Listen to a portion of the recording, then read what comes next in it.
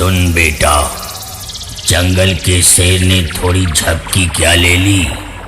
गली के कुत्ते समझने लगे कि शेर सो गया। शेर सोया नहीं, तुम जैसे कुत्तों की औकात नाप रहा था। औकात ले सुन, शेर की दहाड़। शेर की दहाड़, शेर की दहाड़, शेर की दहाड़।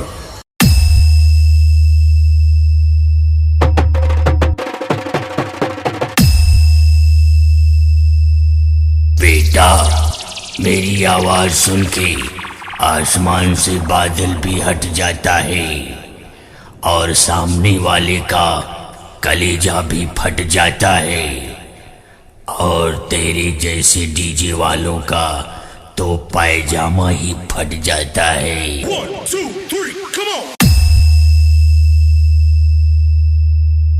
पायजामा ही फट जाता है। पायजामा ही फट जाता है। पायजामा ही फट जाता है। DJ Aman Sound.